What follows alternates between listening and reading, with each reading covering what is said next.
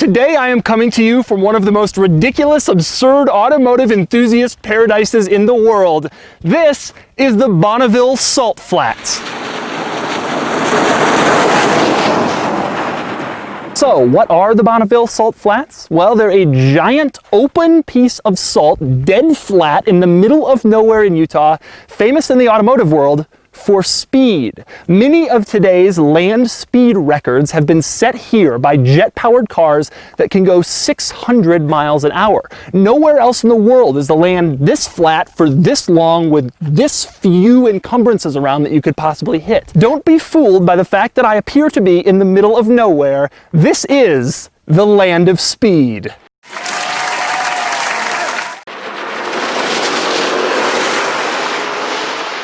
But whether you're here for an event or you've just showed up like me, one thing is for certain, this place is absolutely insane. One reason it's insane, look at the terrain. Here I am, and here's the car, and behind us over there, nothing.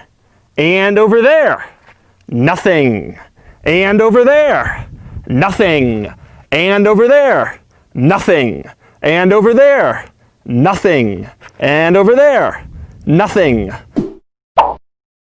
My fender liner, my tires, my wheels, it's all over the place. The second you leave the salt, you have to go and wash off your car because one trip to the flats is like driving around to Chicago in winter. Here's something else you find interesting about the flats if you've never been before. You don't just drive out here and start going.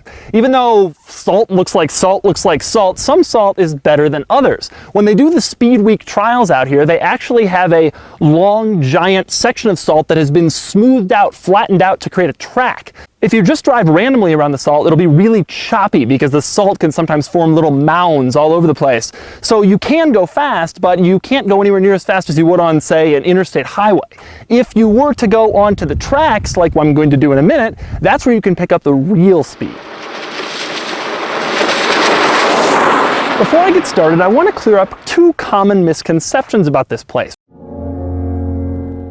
Basically, all that's here is a lot of salt and absolutely no elevation changes.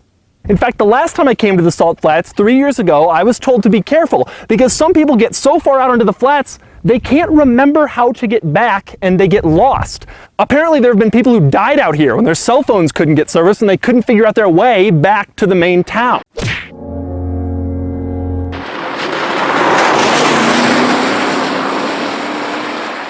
Now, I'm here for one obvious reason. I want to see how fast I can drive this thing on salt. Now, let's talk about speeds. I came through here 3 years ago on my Cadillac CTS-V wagon road trip. A few of you may remember that. Now, at that time I got out here and I had no idea what I was doing and I just put my foot down and went, and I got to 151 miles an hour on salt. My goal this time is to do better than that. But first, let me show you around the Salt Flats. Now, if you haven't been out here before, you're probably like me and you're probably wondering what the surface is like. Well, actually, it's a lot like tarmac or pavement. When it's dry, your car will never sink into it and you can't really meld it. You just drive over it. And if you try to kick it with your feet, you won't get anywhere. You can't get into it at all. Now, if it's wet, it becomes sort of more mushy and mobile, and you have to try to avoid it if it's wet. The very famous event out here, Bonneville Speed Week, has been canceled several of the last few years because the salt flats were too wet to actually drive on. And then there's the effect this stuff has on the cars. I've only been driving out here for about 5 minutes and it already is caked on.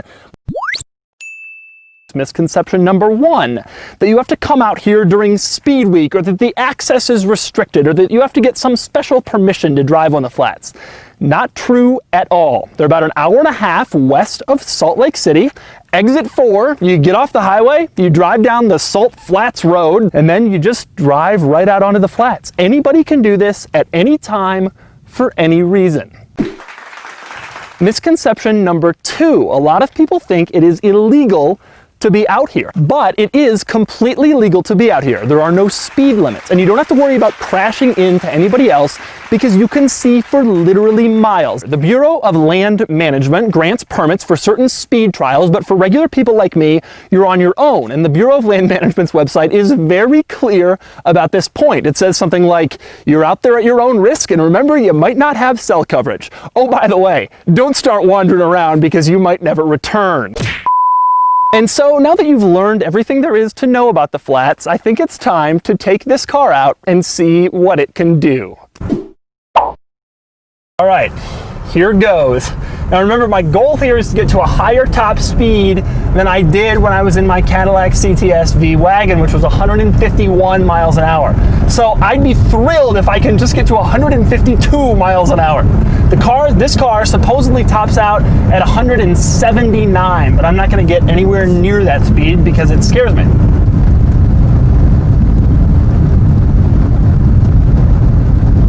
There's a little water out here today. You can kind of feel it and hear it.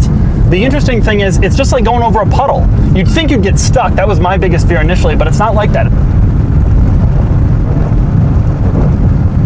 God, this is crazy. I'm driving on salt. And then I got to the smooth tracks and I lined up for my speed run. I was incredibly nervous.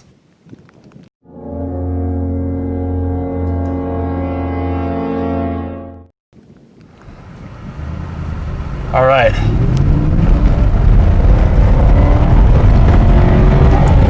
Start to slip a little, but we won't soon.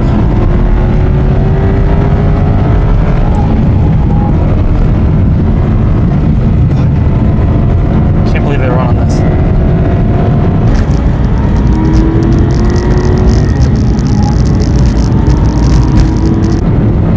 Come on, Aston.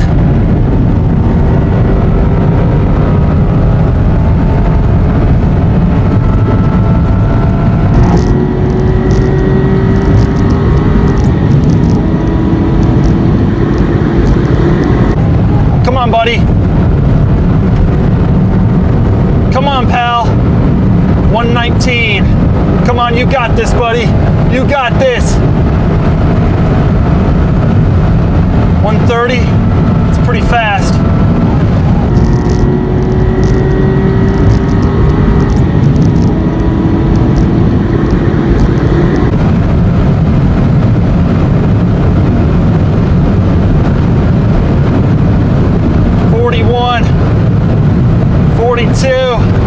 Come on, pal. 44, 45. I gotta stop. I'm already going way too fast. I'm coming up to the end. Damn it.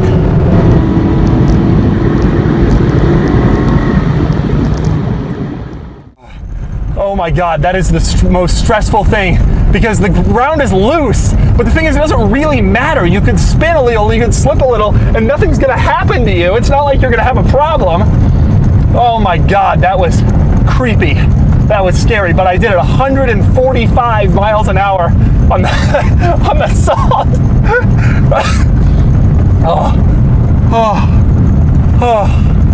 Wow. I just got a front brake pads low warning. Yeah, I mean, if it's ever gonna come on, I think it would be after a 145 mile an hour run. Well, we didn't quite get up to the CTS-V's speed of 151 miles an hour, but I'm pretty happy with 144, 145, and I guess now it's time for me to buy brake pads. Either way, this was an incredibly unbelievable experience. And I know people are going to say, well, you can do 150 legally on the Autobahn in Germany, but there's just something about doing it out here in this otherworldly landscape with no one else around, driving 150 miles an hour on salt. For more of my thoughts, click the link below to check my column on Auto Trader Oversteer.